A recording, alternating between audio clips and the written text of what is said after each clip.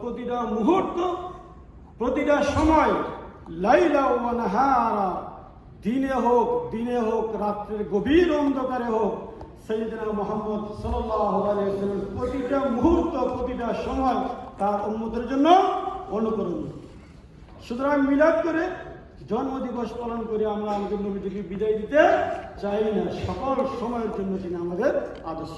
সেই আয়াতে আল্লাহ সুবহানাহু ওয়া তাআলা বলেন, লাকাদ কানা লাকুম ফি রাসূলিল্লাহি উসওয়াতুন হাসানাহ। সম্মানিত উপস্থিতি, তাহলে এইটা আল্লাহ রাসূল সাল্লাল্লাহু আলাইহি ওয়াসাল্লাম আগমন করলেন, যার মর্যাদা একটু আগেই বললাম, আল্লাহ সুবহানাহু ওয়া তাআলার পরেই সকল নবীদের, সকল মানুষের এবং সকল সৃষ্টিকুলের মর্যাদাকার মুহাম্মদ সাল্লাল্লাহু আলাইহি ওয়াসাল্লাম। আল্লাহ সুবহানাহু ওয়া তাআলা মহান অতিথি আগমন করবেন, এই জন্য পরিবেশ সৃষ্টি করেছেন, এই জন্য একটা অবস্থা আল্লাহ সুবহানাহু ওয়া তাআলা নিজে সৃষ্টি করেছেন। বলেন সুবহানাল্লাহ। কীভাবে? আপনারা জানেন 500 বছর আগে ওহী বা 570 যাই বলেন, দীর্ঘকাল পর্যন্ত নবী আর আসে নাই। বিশাল ফাতরা ছিল, ফাতরাতুল ওহী আসেন নাই। গোটা বিশ্বে আপনার মর্মান্তিক অবস্থা ছিল, দর্শন, লুণ্ঠন, নির্যাতন, যা আছে সব সেই সমাজে ছিল। আপনার বিমাতাকে বিবাহ করা তাদের জন্য কোনো অন্যায় ছিল না। একই করে 2 বোনকে বিয়ে করা তাদের কোনো অন্যায় ছিল না। একই সাথে একাধিক বিয়ে, ডজনে বিয়ে করা তাদের কোনো দোষ ছিল না।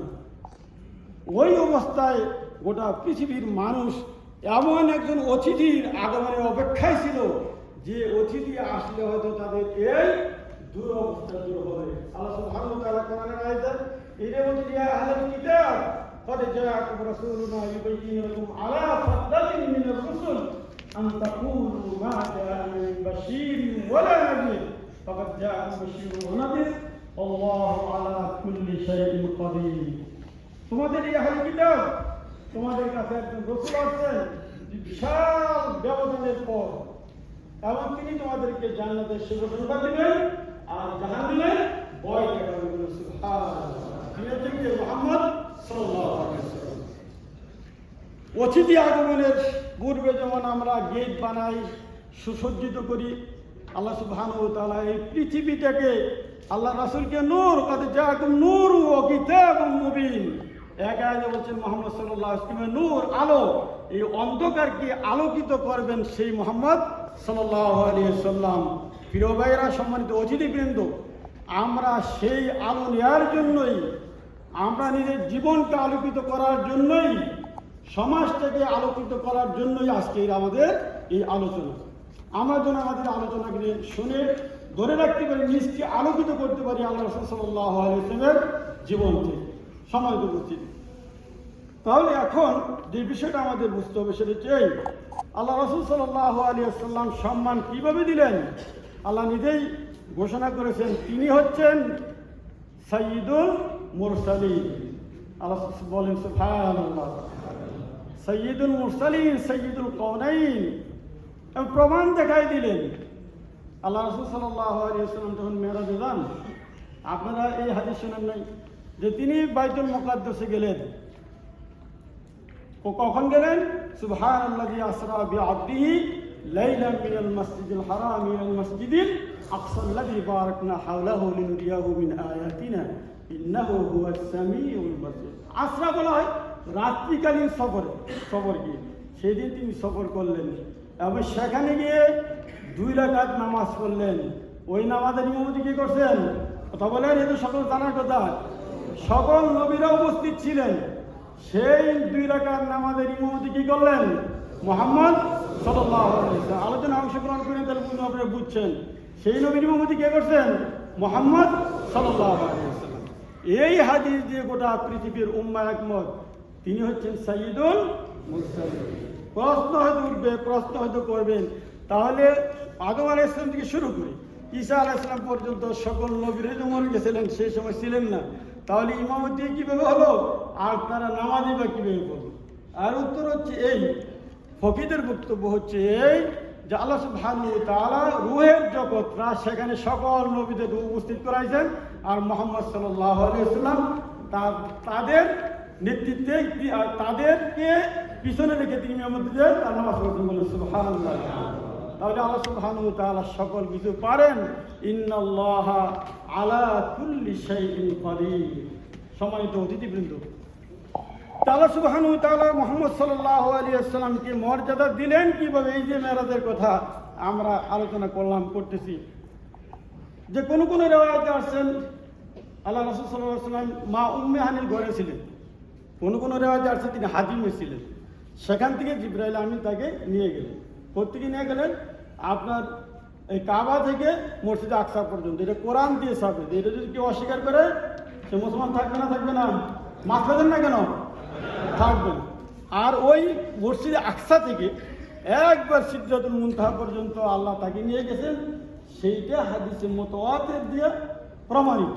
সুতরাং গোটা আল্লাহ রাসূলের হিজরতটা, সফরটা সবটাই শরিয়া ভিত্তিক হয়েছে, সবটাই গ্রহণযোগ্য। এখন প্রশ্ন হচ্ছে এই হাদিসে এবারও তো আসছেন জুম্মাহানির ঘর থেকে যে গেলেন, আমরা যাওয়ার পরে দরজা নড়ে না, তালা থাকলে তালা একটু হিলে। আল্লাহ রাসূল ফিরে এসে দেখলেন যেই তালা হিলতেছিল সেইটা এখনো হিলতেছে, বলেন সুবহানাল্লাহ। কেমন করে হলো? এই সমস্ত কথা শুনে আপনার সকলেই বলতে লাগলেন আসলে এই অনেক তাদের মধ্যে, মুনাফিকদের মধ্যে, দুর্বল ইমানদারদের মধ্যে, যে এই কথা সত্য নয় এবং এটা মিথ্যা, মুহাম্মদ সাল্লাল্লাহু আলাইহি ওয়াসাল্লাম মিথ্যা বলছেন, নাউযুবিল্লাহ, ইত্যাদি ইত্যাদি। অনেক দুর্বল ইমানদার, অনেক মুনাফিক ইসলাম ত্যাগ করে ফেললেন এই মেরাজের ঘটনা কেন্দ্র করে। সাইয়েদনা আবু বকর রাদিয়াল্লাহু আনহুর কাছে গিয়ে যখন বললেন, তুমি কি শুনছো তোমার নবী কি বলছে? কি বলছে? যে এই একই রাত্রিতে, এই ছোট রাত্রিতে তিনি মসজিদে আকসা গেছেন, সেখান থেকে সিদরাতুল মুনতাহা গেছেন, জান্নাত দেখছেন, জাহান্নাম দেখছেন, সব কিছু দেখে আসেন। এটা কি বিশ্বাসযোগ্য? সুতরাং মোহাম্মদ সাহেব জাদুকর, মোহাম্মদ মাজনুন, মোহাম্মদ পাগল, বলে নাউযুবিল্লাহ মিন যালিক। সাইয়েদনা আবু বকর রাদিয়াল্লাহু বলছিলেন যদি এটা মোহাম্মদ বলে থাকে সাল্লাল্লাহু আলাইহি ওয়াসাল্লাম, তাহলে এই কথাই সত্য, বলেন সুবহানাল্লাহ। আল্লাহ রাসূল সেদিন আবু বকর সিদ্দিক উপাধি তাকে দিয়ে দিলেন যে তিনি সত্যবাদী এবং তিনি সকল কিছু বিশ্বাস করেন। সম্মানিত উপস্থিতি, তাহলে হলো না কিভাবে? আপনার এই মনীষীদের, দার্শনিকদের মতে এবং ফকিদের বিভিন্ন রিওয়ায়াতে এইটাই বোঝা যায় যে আল্লাহ সুবহানাহু ওয়া তাআলা তার মেহমানকে অতিথি হিসাবে তার জান্নাত জাহান্নাম দেখাবেন, তার সৃষ্টি দেখাবেন। সেই সময় দুনিয়া নামক যে কারখানা ছিলেন সেটা দিয়ে স্টপ করে দিলেন, বলে সুবহানাল্লাহ। আপনার দেখেন এটা না বোঝার কোনো ঘটনা, স্বাভাবিক বিষয়।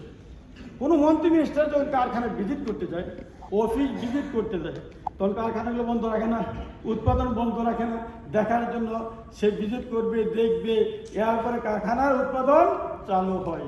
ঠিক অনুরূপভাবে আল্লাহ সুবহানাহু ওয়া তাআলা তার সম্মানে গোটা বিশ্বমণ্ডলের সব কিছু স্তব্ধ করেছেন, বলে সুবহানাল্লাহ। ঠিক আল্লাহর কাছে সম্পূর্ণ সম্ভব না? আল্লাহু আকবার। সুতরাং সেই জন্য আল্লাহ রাসূল সাল্লাল্লাহু আলাইহি ওয়াসাল্লামকে এইভাবে সম্মান আল্লাহ সুবহানাহু ওয়া তাআলা নিতে দিয়েছেন। সবাই উপস্থিতি, আল্লাহ রাসূলের মর্যাদা কত বেশি ছিলেন। আল্লাহ রাসূলকে কোনো কোনো রায়তে বলা হয় শরীয়ত প্রণেতা।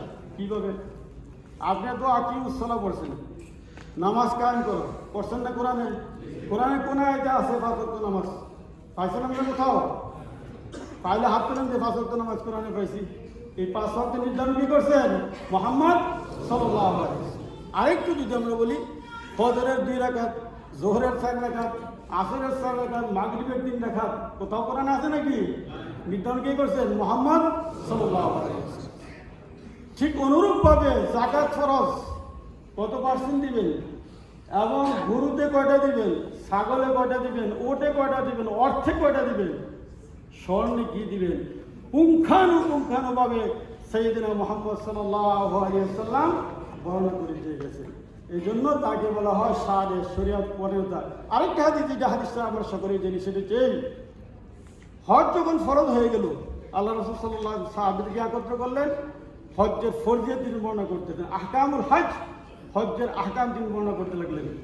এক সাহাবী প্রশ্ন করলেন, ইয়া রাসূলুল্লাহ, হজ কি বিকুল্লি আমিন, প্রত্যেকটা বছর? আল্লাহ রাসূল বললেন সেই সময়, লাউ কুনতু নাম লাওয়াজাবাত, সেই সময় যদি আমি বলতাম যে প্রতি বছরই হবে, তাহলে তোমাদের কিয়ামত পর্যন্ত সকল মুসলমানদের উপর প্রতি বছর হজ করা ফরজ হয়ে যেত, বলেন সুবহানাল্লাহ। সুতরাং এই জন্য আল্লাহ রাসূল সাল্লাল্লাহু আলাইহি ওয়াসাল্লাম ছিলেন সারে। আর কি মর্যাদা জানেন? আদম আলাইহিস সালাম থেকে শুরু করে মুহাম্মদ মানে ঈসা আলাইহিস সালাম পর্যন্ত সকল নবীর শরীয়ত, সকল নবীর কিতাবাদি এই মুহাম্মদ সাল্লাল্লাহু আলাইহি ওয়াসাল্লামের আগমন দিয়ে, কোরআন দিয়ে সমস্ত কিতাব মানসুখ করে দিলেন। সুবহানাল্লাহ। আর কি বললেন? মুসাদ্দিকুল লিমা মাআকুম, আমার মুহাম্মদ সাল্লাল্লাহু আলাইহি ওয়াসাল্লাম তোমাদের সকল নবীদেরকে, সকল প্রফেটদের, সকল কিতাবদের সত্যায়িত ঘোষণা করবেন, সার্টিফিকেট করবেন যে মুহাম্মদ সাল্লাল্লাহু আলাইহি ওয়াসাল্লাম। আমরা সত্যায়িত করি না, অথবা আমরা পত্তনপত্র দিই না। বিষয়টা এই মুহাম্মদ সাল্লাল্লাহু আলাইহি ওয়াসাল্লামের এই আয়াত দিয়ে আপনার মুফাসসিরগণ বলছেন সকল নবীদের সত্যায়িত, সকল নবীদের কিতাব এই মুহাম্মদ সাল্লাল্লাহু আলাইহি ওয়াসাল্লাম সত্যায়িত করেছেন। ওই আখাযনা মিনান নাবিয়্যিনা মিসাকাহুম, গোটা পৃথিবীর সকল নবীদের আল্লাহ সুবহানাহু ওয়া তাআলা উপস্থিত করে একটা ওয়াদা নিয়েছিলেন, ওয়ালা তানসুরুন্না ওয়ালা লা তুমিনুন্না বিহি ওয়ালা তানসুরুন্না ক্বালা আ'আকরারতুম ওয়া আখাযতুম আলা যালিকুম ইসরি ক্বালু আকরারনা ক্বালা ওয়া আনা মা'কুম মা'আশ শাহিদিন মিনাশ শাহিদিন। আল্লাহ রাসূল সাল্লাল্লাহু আলাইহি ওয়াসাল্লামকে এই মর্যাদাতে সকল নবীদেরকে আল্লাহ উপস্থিত করালেন এবং বললেন, তোমরা শুনে নাও, একজন নবী আসবেন শেষে, যদি তোমরা জীবিত থাকো, তোমার উম্মতরা যদি জীবিত থাকে, লা তুমিনুন্না বিহি, তার উপর তোমরা মানতে হবে, ওয়ালা তানসুরুন্না, এবং তাকে সাহায্য করতে হবে। এবং আমরা এই একরার কিছু কিনা সকলে বললেন নাম, সকলে সেই সাক্ষ্য দিয়েছে, সকল নবীরা, সকল নবীদের কাছে আল্লাহ সুবহানাহু ওয়া তাআলা দিয়েছেন। এই আয়াত প্রমাণ করে সকল নবীদের সর্দার হচ্ছে মুহাম্মদ সাল্লাল্লাহু আলাইহি ওয়াসাল্লাম। এই মর্যাদার দিক থেকে আমরা আরেকটু এগিয়ে যাই, যখন এই পৃথিবী থাকবে না, ইয়াসমাউ ফার ওয়াইদাল কাওয়াকিব মুনতাসার ওয়াইদাল বিহারু সুজিরাত ওয়াইদাল কুবুর মুওয়াসসারাত, যখন এই আকাশ জমি সব বিদীর্ণ হয়ে যাবে, শেষ হয়ে যাবে, আবার আল্লাহ সুবহানাহু ওয়া তাআলা সকলকে আবার উঠাবেন। এই ইতিহাস, এই ঘটনা আমাদের অনেকেই জানা, যেই সেই সময় হাসরের ময়দানে বিরামহীন সূর্যরা থাকবে একবারে নিম্নতম জায়গায়, মানুষের মগজগুলো গলতে থাকবে, পুজ বের হতে থাকবে, কারো হাঁটু পর্যন্ত, কারো কোমর পর্যন্ত সেই পুলের মধ্যে সাঁতার কাটবে, এমন অপরাধীও আছে। সেই সময় সাফায়াতের মালিক কি হবেন? একমাত্র শুধুমাত্র মুহাম্মদ সাল্লাল্লাহু আলাইহি ওয়াসাল্লাম। গোটা পৃথিবীর মানুষ দৌড়াবে আদম আলাইহিস সালামের কাছে, দৌড়াবেন মুসা আলাইহিস সালামের কাছে, দৌড়াবেন সাইয়েদনা ইব্রাহিম আলাইহিস সালামের কাছে। সকলেই বলবে লাস্তু লাহা লাস্তু লাহা, এই সাফায়াতের যোগ্য আমাদের নাই, এই ক্ষমতা আমাদের নাই, তোমরা মুহাম্মদ সাল্লাল্লাহু আলাইহি ওয়াসাল্লামের কাছে যাও। আর সেই সময় আল্লাহ রাসূলকে বলবে ইনতালিক, হাদিসের ভাষায়, হে মুহাম্মদ আপনি যান, অগ্রসর হন, সাফায়াত করুন, আপনার সাফায়াত গ্রহণ করা হবে। সুবহানাল্লাহ। কোন রেওয়ায়েতে আসছেন সাফায়াতের হুকুম যখন দেওয়া হবে, তখন আল্লাহ রাসূল সাল্লাল্লাহু আলাইহি ওয়াসাল্লাম আরশে আজিমের নিকট এক সিজদায় পড়ে যাবেন। সিজদায় কি বলবেন সেটা আল্লাহ রাসূল সাল্লাল্লাহু আলাইহি ওয়াসাল্লাম বলছেন, ওই দোয়াটা আল্লাহ আমাকে এখনো শিখিয়ে দেন নাই, ওই সময় শিখাই দিবেন, আর সেই সময় সেখানে সাথে সিজদায় পড়ে দেব। বলেন সুবহানাল্লাহ। আমরা তো গর্বিত জাতি, আমরা তো উৎফুল্ল জাতি হওয়ার কথা, আমাদের আনন্দ করা উচিত যে আমরা হচ্ছি মুহাম্মদ সাল্লাল্লাহু আলাইহি ওয়াসাল্লামের উম্মত। খাঁটি উম্মত হওয়ার জন্য, দ্বীনকে শিখার জন্য, ইসলামকে নিজের জীবনে প্রতিষ্ঠিত করার জন্য, আমাদের পরিবারকে সাজানোর জন্য, আমাদের সমাজটাকে ইসলামের আলোকে, কোরআনের আলোকে, মুহাম্মদ সাল্লাল্লাহু আলাইহি ওয়াসাল্লামের নীতির আলোকে সাজানোর জন্য আজকে আপনাদের এই অনুষ্ঠান, আজকের এই সিরাত নিয়ে আলোচনা। কিন্তু দুঃখজনক হলেও সত্য, আমরা মুহাম্মদ সাল্লাল্লাহু আলাইহি ওয়াসাল্লাম আংশিক জীবন মানতে চাই, আংশিক জীবনের কথা শুনতে চাই, যেটা আমাদের জন্য সহজ সেইটা আমরা মানতে চাই। যে জীবনের ক্ষেত্রে কঠিন থেকে কঠিনতম জিনিস এসে যায়, সেই জিনিস আমার আপনার জীবনে, আমার পরিবারে সেটা বাস্তবায়ন করতে আমরা চাই। সম্মানিত উপস্থিতি, এই ক্ষেত্রে আমি যে ওই ইয়েতে আল্লাহ রাসূল সাল্লাল্লাহু আলাইহি ওয়াসাল্লাম দ্বীন প্রতিষ্ঠা করার ক্ষেত্রে যে চেষ্টা প্রতিষ্ঠা করছেন, সেই চেষ্টা প্রতিষ্ঠার ক্ষেত্রে আপনি আমি কতটুকু আছি সেই বিষয়টা আমি ইঙ্গিত দিতে চাই। আল্লাহ রাসূল সাল্লাল্লাহু আলাইহি ওয়াসাল্লামের কাছে যখন নাযিল হলেন, ইয়া আইয়ুহাল মুদ্দাসসির কুম ফাআনযির ওয়া রাব্বাকা ফাকাব্বির ওয়া সিয়াবাকা ফাতাহহির, হে নবী আপনি উঠুন, কোন ফান্দির মানুষদেরকে ভয় দেখান, দিন শিখান, ওলি রব্বিকা ফাসবির ফাকাব্বির, আপনার আল্লাহ মানে আল্লাহ সুবহানাহু ওয়া তাআলার বরত্ব আপনি ঘোষণা করেন। কিতাব ইতিহাস আল্লাহ রাসূলের জীবনে এটি তো দেখা যায় মুহাম্মদ সাল্লাল্লাহু আলাইহি ওয়াসাল্লাম মানুষদেরকে জান্নাতে নেওয়ার জন্য জাহান্নাম থেকে বাঁচার জন্য পাগল হয়ে গেছিলেন। আপনি আমি কতটুকু পাগল হয়েছি? আবার আল্লাহ নিজেই কিছুদিন পরে সার্টিফিকেট দিলেন, আল্লাহকে বাখিউন নাফসাকা আল্লাহ ইয়াকুনু মুমিনিন। মুহাম্মদ সাল্লাল্লাহু আলাইহি ওয়াসাল্লাম আপনি যেমন গর্দানটা কেটে ফেললেন মানুষের দ্বারে দ্বারে দ্বীনকে প্রচার করার জন্য, আল্লাহ সুবহানাহু ওয়া তাআলা তাওহীদকে প্রচার করার জন্য। তা আপনি রাসূলের উম্মত দাবি করেন, আমি রাসূলের উম্মত দাবি করি। কয়দিন আপনি মানুষের ঘরে ঘরে গেছেন, কয়দিন আপনি দাওয়াতি কাজ করছেন, কয়দিন আপনি দাওয়াতের জন্য না খেয়ে রয়েছেন, কয়দিন আপনি দিনের দাওয়াত প্রচারের জন্য সময় শ্রম মেধা আপনি শক্তি গ্রহণ দিয়েছেন। রাসূলের পুরা জীবনটাই ছিল দিনকে ওয়াহীকে প্রচারের জন্য। সেই সময় যদি আমরা পারি না, সম্মানিত উপস্থিতি, আমাদের বিবেচনা করতে হবে, বিশ্লেষণ করতে হবে রাসূল সাল্লাল্লাহু আলাইহি ওয়াসাল্লামের জীবনের কতটা অংশ আমার জীবনে বাস্তবায়ন হবে। সময় কিন্তু শেষ হয়ে যাচ্ছে।